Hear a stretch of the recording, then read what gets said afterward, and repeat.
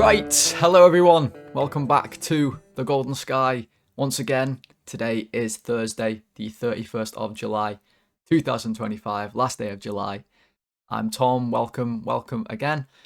If you're joining me here on YouTube, you know by now, drop a like, subscribe to the channel, drop a comment on the video as well, get the algorithm doing its thing. Love to see as many as I can of you guys join in before the season kicks off and watching along with us. If you're here on the podcast as well, drop a 5-star rating and review, and thank you very much for listening. We love the podcast listeners as well. Right, housekeeping out the way. Today it is a delayed match ratings, player ratings for yesterday's friendly against Yokohama Marinos.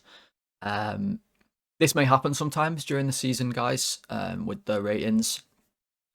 I will try always to get them as early as I can following the game, but given that I have many other things going on, studying, working, a girlfriend to keep happy, they may be delayed the odd day or two sometimes, and given that this game was on at a weird time, and I had to actually watch it after the fact, and then study last night. We have ratings today, but I hope that's okay. I hope you all forgive me. We have got them out. It is a friendly. We are still doing ratings, so hope you all enjoy. But before we get into that, just quickly, I've had a little rebrand here. I'm sure you may have noticed on the intro there. Zhuzhed up the logo a little bit. Spent a little bit of last night doing that. I hope that you like it. Let me know. Do you think it's better or worse? Change the colours slightly. Put the new, put the liver bird in, just to let everyone know this is about Liverpool. We will talk a lot about other teams in the Prem during the course of the season, but predominantly Liverpool. So thought that was just a good little addition. Let me know if you hate it. Let me know if you like it. Little rebrand. Never too early or too late to rebrand. So let me know what you think. And yeah, yesterday was a bit of a tumultuous day, really. I was in work yesterday, as always, and the game was on 11:30 my time, so impossible to watch whilst I was there. And in the morning, before I even left to work, the light on my shower broke. So I'm just showering away, like half asleep at like 6:30 in the morning, and anyway, still just trying to wake myself up, and then the light starts flashing at me because it's going on and off. I was already like half asleep, so at this point my eyes are just finished before the day's even started. That was fun. Felt like I was dying, and I'd been awake for 10 minutes, so things got off to a good start. And then I got to work and the game starts, and I decided I was going dark for this game. I wasn't going to look at the result, look at anything, listen to anybody talk about the game, and I was going to go home and watch it as though it was fresh and new. Obviously, there's other people who like football at work, so they very quickly cottoned onto this and spent the entire day winding me up about the score, especially when we were playing. Now, some of the more hardcore football fans were more respectful and didn't tell me anything. But one guy in particular who doesn't like football thought it was hilarious that I wasn't watching the game whilst it was on, because he knows how much I love Liverpool and how much I love football in general. And he's there all day long going like, oh, I'm going to give you some spoilers. Like, and he's like teasing me with he's like, oh, you might be losing, you might be drawing. So anyway, I've decided that, I'm thinking, well, come on, you don't even like football. Like, this is just mean. So I've decided next time there's a superhero movie that gets released, this fella is in big trouble, because I'm going to spend the entire day pretending to spoil it for him. I might just give him fake spoilers. So then when, Superman just came out the other week, he's seen that already, of course, but Fantastic Four, I don't think he's seen that yet. I might go in tomorrow and just pretend that I've seen it, and that, I don't know, the Thing dies. I don't know, the Thing might not die. I don't know, I've not seen it. So I might get him back. What do you reckon, guys? That too far or not? Because if you mess with my Liverpool results, then I'm going to mess with your superhero movies. Human Torch turned evil and just set fire to Mr. Fantastic. Something like that, anyway. But yes, I did manage to stay away from the result and watch the game when I got back. So 3-1, we get a win. Yeah, first thing I'll say before we do any ratings was that the pitch was absolutely shite, wasn't it? It was awful. I couldn't believe how bad it was. It was cutting up. Basically, anyone decided they wanted to change direction. No, sir. That was a golf ball sized divot. Or like when you, not even a golf ball, like when you swing a golf club and it puts a divot in the floor. You know what I'm talking about. Anyone likes golf, you know what I'm talking about. Um, yeah. Anytime any one of our players changed direction, one of those would appear. The pitch was fucked after like 10 minutes. None of our players could dribble, except maybe one who we'll get into later. No one could change direction. No one could pass. No one could control it for a while at least, till people got a bit used to it.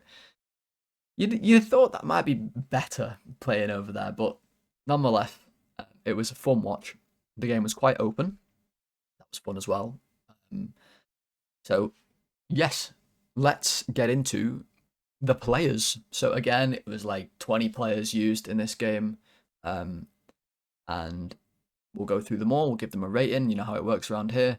No half points, and everyone starts on a 6. And we'll start in the net with Mamardashvili, who actually played 90 minutes in this game, I believe. I believe he's the first player to play 90 minutes for us this season in any capacity. So that was pretty cool. Thought it was interesting that we left him on and didn't bring Woodman on, or anybody else that we've got. We've got a couple other goalkeepers on tour there. We've got Pesci, I think, is there as well. 90 minutes for Mamardashvili. I thought that clearly shows he's going to be used a lot this season. I think we'll see him in the cups, and in this game, again, like some of the other friendlies we've had, despite the fact we conceded 4 against Milan, he didn't have all that much to do. We dominated the game as you would expect against Yokohama, and he did make one pretty good save. You'd expect him to make it, but it was in the first half. A cross came in, and their lad, who I believe his name was Dean David, or David Dean, I just thought that's a great name, heads the ball. It was a decent header. Mamardashvili's. By the way, guys, what do we think? Can I just call this guy Mama? Or is that weird? How do we feel about Mama as a nickname? Have we got anything better? What about Dash? Should I call him Dash? I don't know. Mamardashvili's it's a mouthful. But he dives down, saves it. Decent save, nothing crazy, like I said, but that was something that he had to do. The goal was well taken. I think it was a good finish, so I don't blame him for that. So overall, I think I'll give him a 6. I think it was just pretty average. In a game like this where the goalkeeper isn't doing all that much, it's difficult to give them anything else, especially when they don't make any mistakes. One thing I will say about him is kicking was interesting in this game. So we saw a bit more of him coming out the box and staying on the ball, as Slot likes the goalkeeper to do. Sometimes he'd take just half a second, maybe too long to kick it. He got the ball away, no problem every time. But just sometimes the Japanese team's players were almost getting the ball. But when he does kick it, this guy can leather it, can't he? The ball goes like a bullet sometimes, fired over everybody. So good to know. He's got a cannon on him, his left foot. So yeah, 6 for Mamardashvili, aka Mama, aka Dash. Right, let's move on to Conor Bradley. I think he was one of the first people in this game to discover that the pitch was completely unusable. When he tried to dribble the ball forward towards the edge of the box, and he just ran straight into the Yokohama defender. I mean, literally ran straight into him. Ended up with the ball still, but you could just see that the touch was just not there.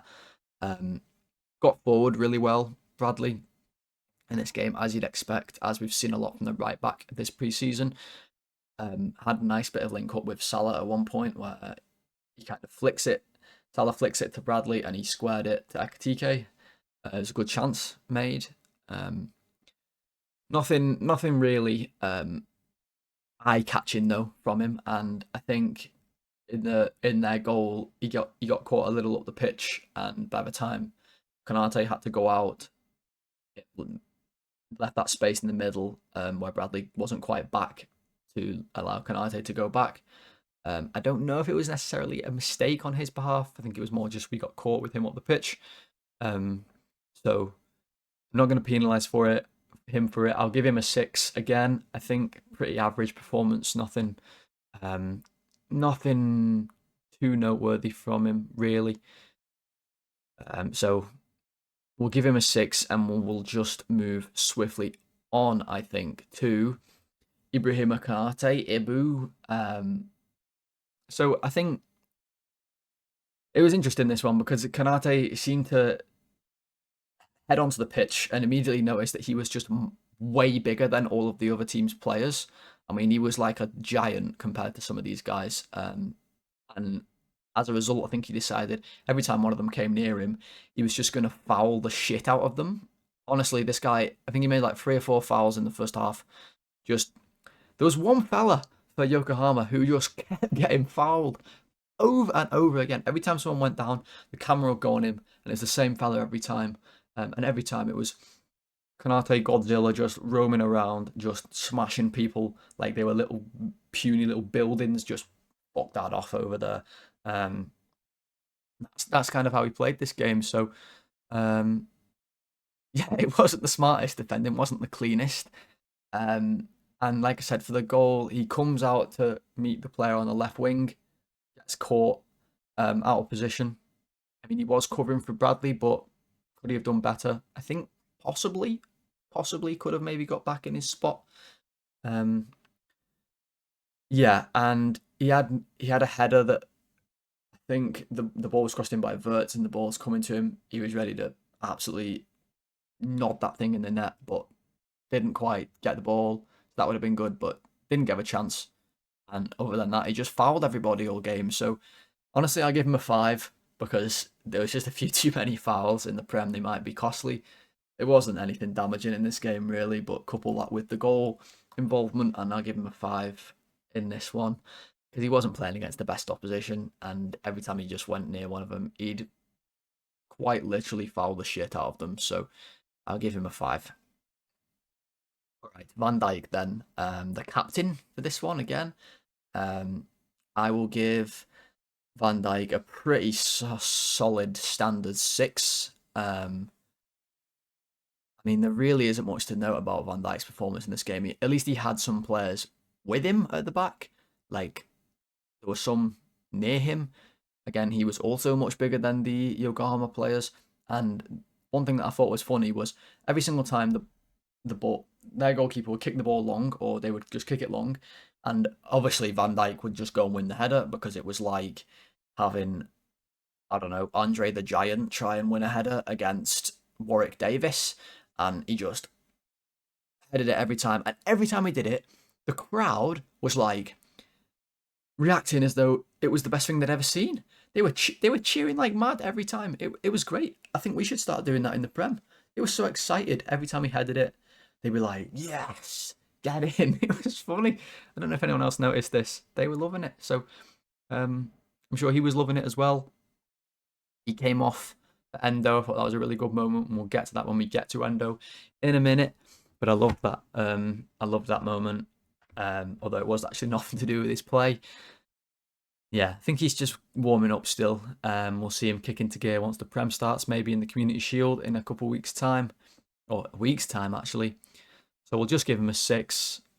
Nothing that I really feel like needs going into further detail there, to be totally honest. Okay, next up then, that means we have Milos Kerkez. And again, we're going to follow a similar theme here. I think 6 is probably appropriate for Kerkez, given the fact that, yeah, I just don't feel like the defense in general, whilst Yokohama did have some attacks, our defense wasn't really under too much pressure. What I will say about Kerkez in this game, he showed a few good moments defensively. There was one in particular where the ball kind of was lobbed in behind. He managed to sort of push his man out with his body, and gain possession of the ball. He did then immediately give the ball back to Yokohama, and I think they had a chance off that, which wasn't the best play in the world, but it wasn't disastrous, and I think 6 is probably appropriate. It was good to see him maybe in a slightly different sort of position this game. Not necessarily, I mean, he still played left back, but the fact that we had Van Dijk next to him rather than either Tsimikas or Robbo, which is what we've seen so far, it maybe just allowed him to be a little bit more free in the game. Not that he necessarily bombed forward, but I think as Van Dijk plays next to him, we'll see that a lot more. And I just think it was interesting that Slot went with him. I mean, the team he chose, I don't think it'll be too far off what we see against Bournemouth on the opening day. I think Alisson hopefully goes in the net, and then we might see Mac Allister instead of Gravenberch, who's suspended. But I wouldn't be surprised if everyone else who started the game ends up starting. So I think it was interesting that Kerkez was straight in. He's also had a shave, hasn't he? And he looks like he's about 14. And a sharp trim as well, I've got to say. Quite like the trim from Milos there. So 6 for Kerkez. Let me know if you disagree with that in the comments. Right, into the midfield then, we have Gravenberch next. So, again, I think Gravenberch struggled with the pitch today. We saw a few times Mamardashvili try and pass him the ball, and you get that typical sort of Gravenberch take it on the turn, first touch, but the ball just running away from him almost every time, and meaning that he was having to tackle with a lot of his second touches. I thought he was good in the tackle. Oh, I will say that, just going back to Bradley very quickly as we talk about Gravenberch and tackles, Bradley did produce one of his trademark slide tackles at one point, and it was ace. He just clattered into a fella, and it was a fair tackle too. So maybe I should give Bradley a bonus point for that. But anyway, nonetheless, we'll stick with Gravenberch. I think what we saw this game, which was interesting, and I might put a picture in now. Hopefully there's a picture on the screen now for you all of our build-up in this game. We saw where you can see we've got Van Dijk, Gravenberch and Konate as a 3. Instead of the full-back dropping in, we had Gravenberch drop in as the 3, and then in front of them, you can see we've got Kerkez, we've got Szoboszlai, and we've got Bradley as sort of another 3.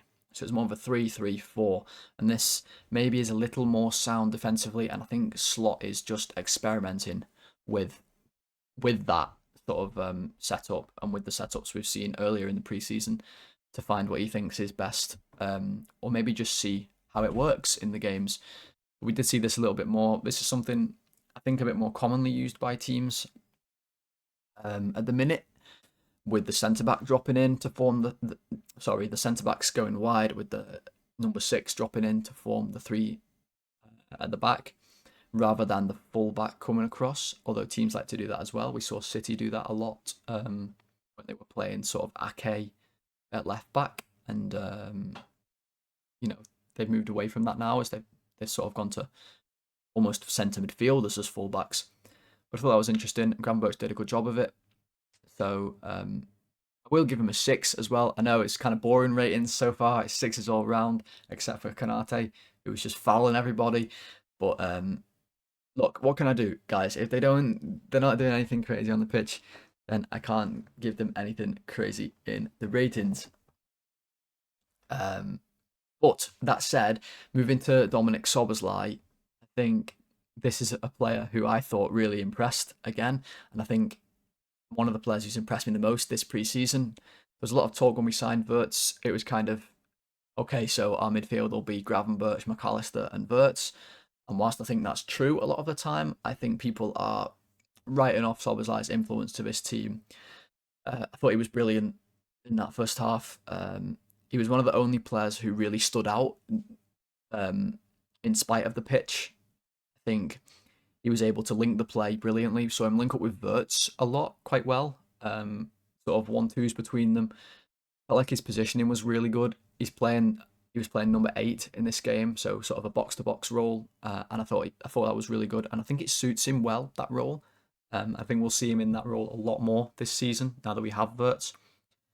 He's also better when he plays on the left side of the pitch. He likes to obviously have the ball with his right foot, and when he has the angle where he's able to have the ball on his right foot and have the whole pitch in front of him, sort of from this direction, and he can curl passes round. Yeah, I think he's really effective that way. We saw the goal he scored against Milan from something like that. He had another shot in this game that got blocked on the edge of the box. So, yeah, I thought he was really good. He played a lovely pass through as well at one point, showing a bit of his passing range. I just think he's really impressed this preseason, and he's really staked the claim for.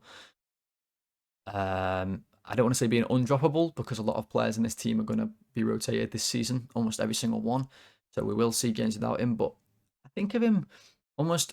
I don't want to say he's Milner, but the type of player that he's going to be in the team a lot more than he's not in the team. It just might be he's in different positions.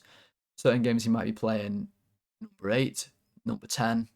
We might even see him at right back this season. We might see him on the wing. We could even see him at number 6. It's he's very versatile, and I think he has that sort of Milner level capability where, because of his work rate and his industriousness, as well as his ability on the ball, I think that enables him to be able to play these positions, and I think we've seen that in pre-season, but he was really good. So I'll give Szoboszlai a 7 or an 8. Oh, this is where it gets tough, guys. I think I'll give him an 8. Let's be kind. I thought he was really good, to be honest, and he stood out in the first half as probably our best player. But the man who was given man of the match, I don't know whether I agree. We'll get into that, but it was Florian Wirtz. Now, first goal for Liverpool for this little magician. First goal. Although I thought in the first half he was actually not that great, to be honest. He gave the ball away uncharacteristically a lot. I think it was like a couple of times. There was one almost straight away when he got the ball, and he tries to pass it out wide to Salah, and he just completely gets it wrong, and they actually easily intercepted and had a foray forward. However, I do think a lot of that, and I'm not making excuses for him, although I pretty much am, was down to the pitch, because you could see a lot of the time when he's trying to dribble, his touch is very good and he likes to take small touches with the ball. It was just, the ball was so lively. It was like someone inside the ball had I don't even know, it set it on fire, and it was just firing around everywhere, trying to desperately burn off its energy, and that was kind of what it was like for most of the game, especially the first half. But that being said, second half, I think we saw the quality in the finish. Look, it's not a difficult finish necessarily, but I think that's something we'll see a lot more going forward, where Florian Wirtz is arriving into the box as the ball gets crossed in, and he just strokes it home so comfortably, calmly, composed finish. He didn't smash it at the goal, he just tucked it away into the corner. It was a lovely finish, and it was so good to see him get that first goal.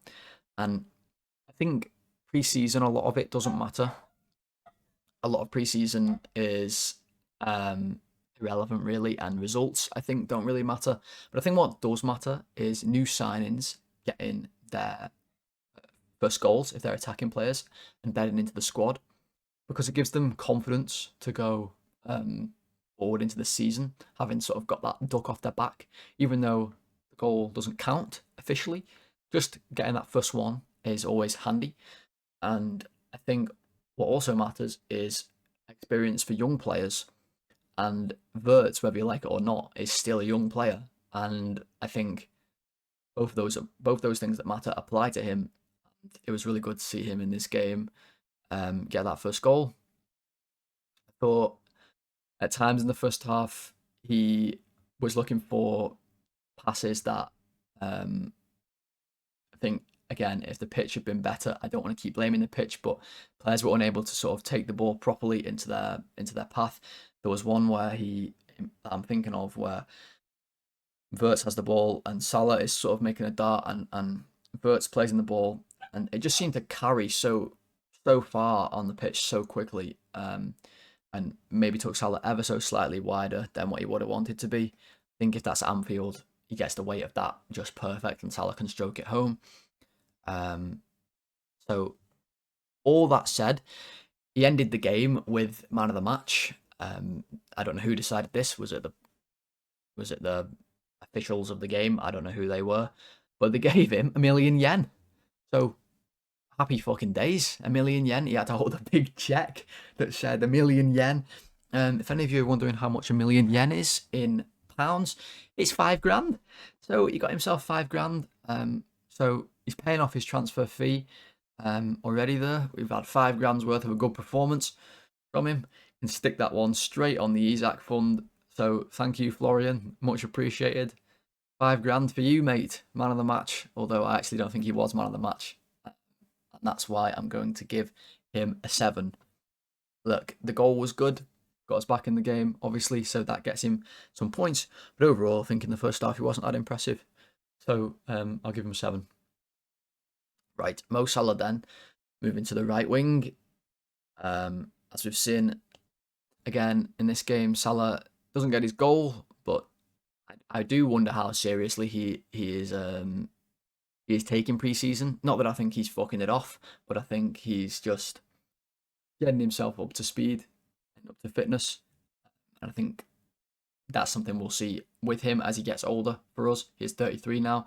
But I thought in this game, he really showed off his passing range. I thought there were some amazing passes from Salah in this game. There was one where the ball is getting passed to him up the line, and he sees the run, I think it was of Gakpo, and he first time hits it with the inside of his left foot around the defence, over the top, in perfectly into Gakpo's path. It was a brilliant pass, and on another day with a better pitch, Gakpo gets a goal and Salah gets the assist. I don't know how he sees these things, honestly. It's like he's got it's like he's a spider with like 27 eyes on the back of his head and 360 vision like an owl. Maybe he's like a spider owl, Mova spider owl, who knows. I don't think that's going to catch on, but there we go. And he showed more of the spider owl vision later in the game when he's on the right hand side. This is in the second half now, and he clips a ball beautifully into the box. It was a beautiful cross.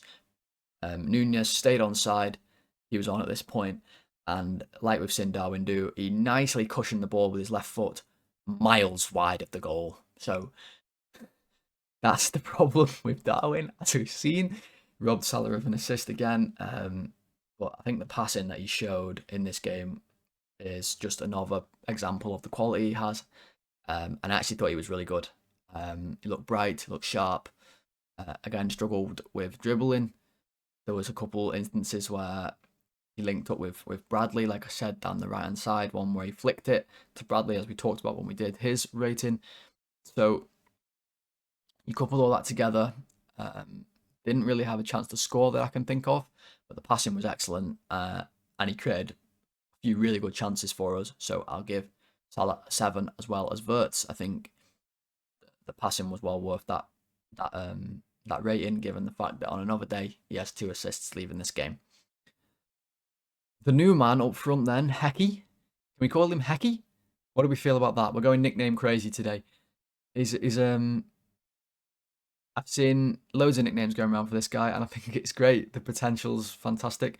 At one point, the commentators called him Cheeky, and I thought, Cheeky TK? What do we think? What do we think of that? You might be hating all this, but there we go. Cheeky TK, Ekitike, the new man up front. He's already changed his hair from when he arrived. He had braids when he arrived. Now he's just rocking the sort of natural curls. Well, not natural, they're dyed blonde, but either way, he didn't get on the ball all that much, did he? But I can tell you one thing about this guy. He's flipping huge, lads. He's massive. It was so interesting seeing him on the pitch there. Actually seeing him play for us. He looks huge. I actually watched a recent documentary about Bill Shankly, and when he was in charge, he actually made Ron Yates wear the all red kit because he said that he thought it made Liverpool's players look bigger on the pitch, and he put Ron in it and said that he looks like a giant. And I feel like Ekitike's echoing that in today's day and age. This guy looks massive. He's not as tall as some of our other players. I think Van Dijk's taller, but he just looks huge. And that's great that even though he looks that big, I think he moves brilliantly on the pitch. He was showing a lot of mobility, not necessarily on the ball. Again, I think he really especially struggled with his touch. You have to remember this is the first preseason he's played this season, and I think he looked quite rusty a lot of the time when he get the ball, sort of falling over his own feet a little. But he looked smooth when he did have the ball under control. Not necessarily like a clunky big guy, like quite a graceful player, I would say. Showed some nice flashes. Didn't get involved in the game all that much. There was one where he drops deep for the ball and he sort of flicks it around the corner.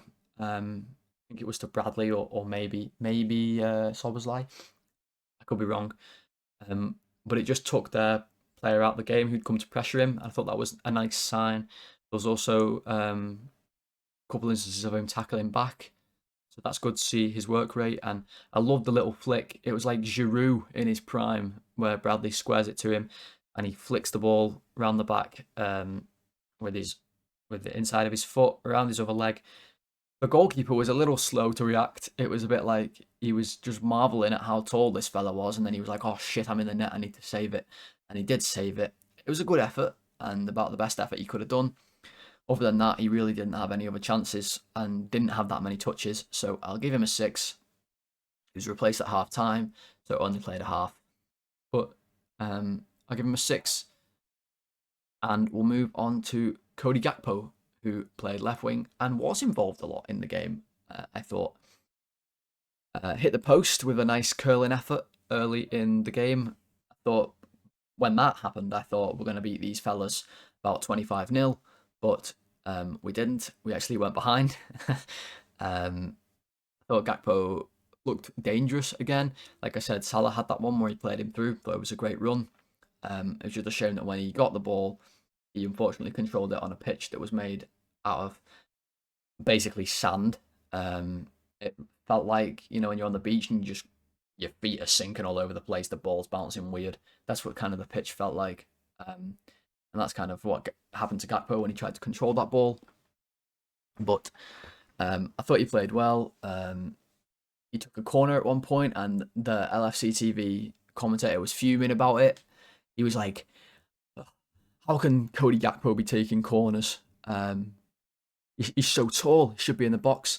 I was thinking, mate, it doesn't matter who takes the corners. They're getting cleared every time. I mean, Wirtz was taking corners. They were getting cleared at the front post. No problem. The Yokohama players were all dead small, and we still couldn't get Van Dijk's head on the ball. Oh, and also, look, I forgot to mention this when we talked about Gravenberch. So I'll do it now when we're talking about Gakpo. What on earth were those long throws about? I mean, I'm going back to Gravenberch on this one, and they were awful. He was taking them, and he was doing like a side sort of throw like this, and they barely even reached the box. Whose idea was that? And I hope that we saw 2 of them. They were both terrible. On both occasions, Yokohama got a counter-attack. Hope we scrap them instantly, or at very least, don't let Gravenberch take them anymore. Maybe Gakpo will be better at them if the LFC TV commentator doesn't get mad at that. So yeah, I'll give him a 6. I think Gakpo again. Let's again go with the 6s here, seeing as that seems to be what we've done today. I don't think he was great. I don't think he was bad. On another day, that one that hits the post curls in. I think he looks dangerous again. I think he's going to be due for a big season this year, Gakpo. So I'll give him a 6. And we'll move on to the subs. Right, subs then. First up, the first player to come onto the pitch was actually Darwin Nunez at half-time. He came on. And this was because Ekitike was removed at half-time. Darwin, I mean, like I said, he showed us some of his ability when Salah puts the ball on a plate for him, and he nicely cushioned it out of play with his left foot, harmlessly wide. Brilliant defending from Darwin, as that's what we'd like to see. That's what we paid the big bucks for. Honestly, he's had a decent pre-season, to be honest. Scored a couple of goals against Preston, but this one, you could see the deficiencies that he has. I won't spend too long on him because, to be honest, he didn't get the ball really all that much after that. So I'll give him a 5 because it was a really good chance and he should have done better, but he didn't. So I give him a 5. Also, I think Jones came on at half-time. We're doing these in order of play that they came on the pitch, if you're wondering why they're a little bit all over the place. Jones came on. There are a few things about Jones in this game. So, first one being for Yokohama's goal, the fella that scores runs behind him and he doesn't see it until it's too late. So that was not great from him. I don't want to put all the blame on him because the defence was out of position, but if he sees that run earlier, he can maybe cut the ball out. However, almost immediately made up for it when, like a sniffer dog, he just sniffs out the chance. It was like a sniffer dog in a room full of drugs. He just sees what's happening, sniffs it out, intercepts the ball, and he's away. And Liverpool were away. So that's the attack going with Salah. Salah squares it to him, and I mean, I don't know if Jones meant to pass it to Wirtz, but he definitely means to flick the ball the way he did. Sort of flicks it behind the defender as they got really tight to him, and ends up getting the assist. Again, don't know if he meant it, but that's what happened. And I thought that was good from Jones. He also at one point was fuming when he wanted the ball squared to him by Rio. He had a decent opportunity to have a shot if the ball did get squared to him, and he was fuming at him. So I thought that was funny. He wanted to get in on the act. But when you couple all that together, I'd say probably minus a point for his involvement in the goal, but plus the point back for his involvement in our goal, and I'll give him a 6 because everyone's getting a 6 today, pretty much. Although, one man who is definitely not getting the 6 is my main mate, Wataru Endo. Came on, got his own sub just on his own, got the captaincy. Thought that was really cool. Virg going over and letting him take the armband, and the fans went berserk. They love this guy. It was like a million me's were in the stadium because I'd also be going berserk if I got to see Endo in the flesh. Red gum shield on, no messing around. Here he is, the king, the man himself. The reason why we've all come to see. The reason why I probably went to Japan, to be honest. The reason why we've got a lot of fans out there. Players like this. He came on at centre-back. Honestly, thought he was boss. Thought he did sound. We might see him at centre-back quite a lot this season. Especially if we get an injury, God forbid, in that position. I thought he was really good. I'll use this opportunity to talk about the numbers on the back of the shirts. They were miles better than the Hong Kong numbers, the Japanese specific numbers, these ones. I quite like them, to be honest. They're sort of anime style numbers. One thing I will say is that the 5s look like 6s, but you could actually read them. You could actually see them. That was good. So numbers 10 and Endo 10 this game. He's getting a 10, lads. I'm sorry. You can't watch Endo in Japan come on the pitch to that level of applause and not give him a 10. He also got given, at the end of the game, they gave him a plate to go and hold up. It was like a trophy of sorts. It was boss. He lifts it up.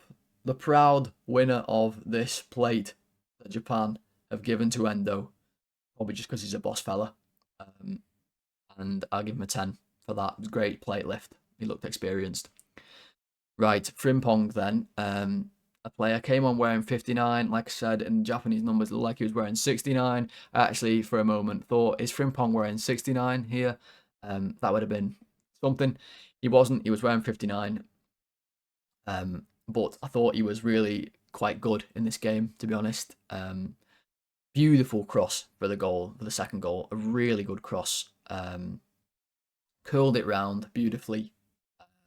Showed that quality in the final third that we bought him for.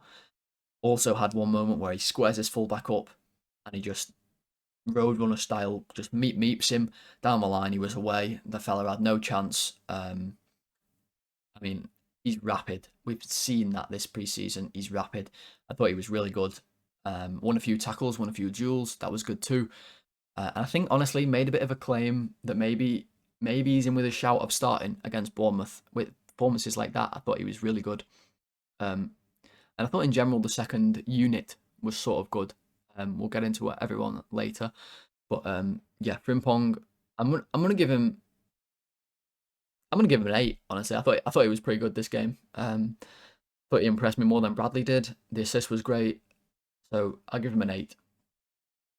Tsimikas, I think we can just swiftly move past this one. Tsimikas turned up. It was nice of him too. He played centre back again. I don't want to see that ever in the season, please. But he was sound this game. We'll give him a 6. We'll just quickly move past him. Are we going to sell him? I don't think so. I saw that you described Liverpool as like being on Broadway or something like that. So it's good he's there. People like him. But please don't play Tsimikas as a centre back in the season, please. 6. Robbo, similar to Tsimikas, we'll just fly through this. I mean, yeah, he was there.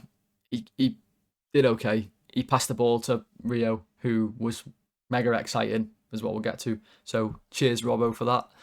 I bet he was like playing with his son over on the left wing. Look, he was fine. In the second half, we really didn't do much defending at all. Yeah, I'll give him a 6 as well. I'm not going to spend too much time on these players. And in the proper season, guys, when we have subs that come on for a short period, we'll barely spend any time on them at all, as long as they do, unless they do something interesting. So, Robbo, is there any famous Scottish people who have done anything interesting in Japan?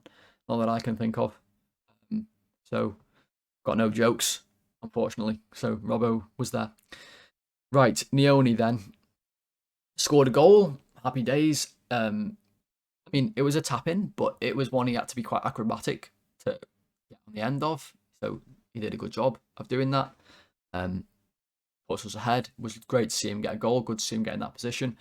And honestly, I thought he was pretty good in this game too. We saw last preseason he has a good technical ability, and we saw that again. I think in today's game he got on the ball a lot, was able to manage the pitch well. I thought the players in the second half did a better job of that. He's had a bit of a growth spurt from last year. He still needs to fill out a lot. He's quite slight, but he's quite tall now, and looks quite, I don't want to say physically imposing, but he's tall enough, I think, where if you put some muscle on, he could play in the Premier League. And I think it's clear that Slot and Liverpool in general, I don't want to say if they only really rate 2 youngsters, but I think there's 2 youngsters that they rate at the top, and that's clearly him and Rio. And they both score in this game. They both showed the quality. So Trey Nyoni, I'll give him a 7. He didn't set the world on fire, but he did get a nice goal, played pretty well. It does look a little bit like the wind might blow him over still, but there we go. Get him on. I don't know. Get him on some stakes or something like that. Maybe he'll beef up this season, and we'll see him a little bit. But one player who it was lovely to see, I mean, really nice to see, was Mac Allister. And to be honest, it looked like the easiest thing in the world for Mac Allister playing in that game. You could just see the quality of him. He's not played any minutes in pre-season, but he came on. The quality was just oozing off him. It looked like, yeah, I'm a fellow who plays with Messi. Lads, I am mates with Messi, and you're about to all find out. I mean, he was brilliant. Straight away he came on. He's winning tackles. He's just like holding these Japanese players off of him. Like they're running at him, and he was just like holding them back.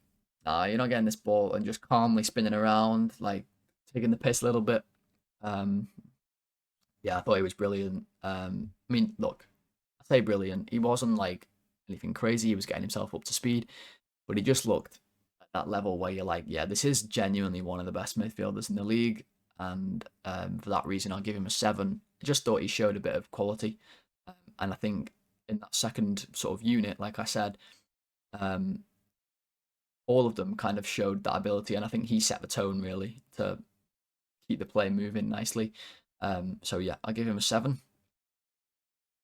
Harvey Elliott. I think the only thing Elliott did really that was noteworthy in this game was he got booked. I mean, the first booking of pre-season, and to be honest, it was quite a bad tackle. I don't know how much he meant it, but he just comes over. The lad is like running down the wing, and Elliott just clatters him. Maybe he was fuming. Maybe it was an accident. I don't know. Maybe he just wanted to smash someone. But yeah, it didn't get on the ball all that much. So I won't mess around with Elliott. I'll give him a 6. I don't want to penalise him for the yellow because honestly it was quite fun. If anything, I'll give him a bonus point for it. But yeah, played the right wing. I don't think he's fast enough to play right wing, but we might see him there a little in the season. That's provided he doesn't leave, which I don't know. I still think he might, maybe later in the window. So that leaves us with one player left, I believe, and to be honest, the real man of the moment at the minute had a brilliant preseason, really staked a claim for staying in the squad, and you all know who it is, Rio Ngumoha, aka Messi's dad, mate. This guy is serious business. Look, he played half an hour. They were electric minutes. I mean, he did so much in this half an hour.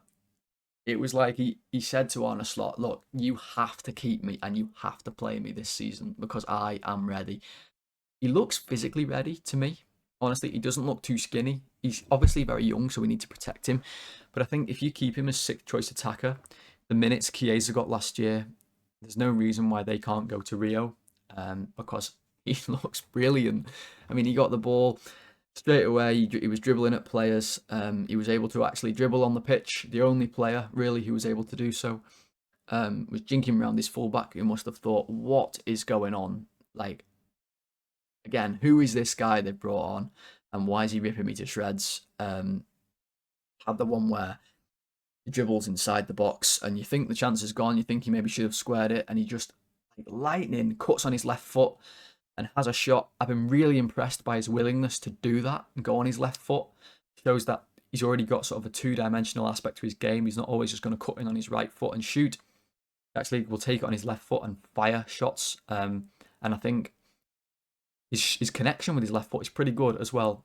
He could have scored. He probably could have done better. The keeper makes a decent save, but the connection was good, and I was impressed with that. So, yeah, Rio, that was a good moment. And then we all saw the goal. Picks the ball up, dribbles, calm as you like. He's got players around him. What decision will he make? This is the big criticism of young players. Will they make the right decision? Well, he absolutely did make the right decision. He beats one man, cuts inside another, curls the ball into the far corner. It was a little bit like Iron Robben in the sense that he cuts in on his stronger foot, curls the ball in the far corner. We've seen Messi do it. We've seen Yamal do it recently. It wasn't quite in the corner, and maybe with a better goalkeeper they save it, if I'm being harsh. But it was enough. He gets the goal, and to be honest, he just set the game alight. He was easily man of the match for me, despite him only playing half an hour. And I think that has been the biggest point from this preseason is how good he's looked in every game. The Preston game, the Milan game, and now this game. And honestly, he's going to play probably 90 minutes, probably, against Bilbao on Monday, given that we've got 2 games. So I think most of these players will all play 90 minutes. So that'll be really interesting to see how he plays in a 90-minute game. But also, would we start him in the Community Shield just to see how he gets on against the Prem players? City did this with Cole Palmer a few years back. It was actually the year they sold him to Chelsea. He scored in the Community Shield final. I don't know if they started him, but they brought him on. And he ended up moving to Chelsea, and we saw what happened there. But Rio just looks so exciting. And honestly, I'm giving him a 9. I thought he couldn't have done much more in that half an hour to be perfect, except maybe score that other one, the other chance. I'm giving him a 9. I gave Endo a 10, but Rio was really man of the match for me. And that is everybody, guys. So, match ratings done. I think the reviews... Look, I'm not going to review too much about the match here. It's a preseason friendly. We've talked about a lot of it. I thought we did a better job of not being so exposed, but that's probably just down to personnel, although we were a little too exposed, and Slot did criticise the team, saying he wants them to run back in transition better, and I think we will see that when the season actually starts. And maybe he also said it could be down to the heat and the conditions and also the pitch as well. It's 33 degrees, I believe, in that game yesterday, so crazy hot. But yeah, loved watching again, and we'll wait until Monday now for more games. Should we have a quick check? I feel like this is sort of principle at this point in the videos. Should we check for an Isak update just quickly before we end, because if we have one, it'll be really fun to watch the live reaction. Let's have a look what we've got, if anything at all. Not seeing anything. So unfortunately, no Isak updates, except from that he is in Real Sociedad training. So that's crazy. He's actually abandoned Newcastle altogether and gone back to his old team. So match ratings done, guys. And if you did enjoy today's video, the match ratings, the player ratings, please do drop a like on the video. Like I said, if you haven't already, go and drop a like. It takes a second. And also subscribe to the channel. Let me know if you enjoyed. Again, let me know if you agree with the ratings. If you disagree, always interested to see your guys' views. And I'll be back likely after the game on Monday to have a chat about that. Well, after the games on Monday. That's going to be a lot of Liverpool content to consume. But there'll be videos coming about very soon. Thank you very much for watching this one, guys. Hope you all have a good rest of your day and a good weekend if I don't speak to you till then. But all that said, thank you very much for watching, everybody. And I'll speak to you very soon. Goodbye.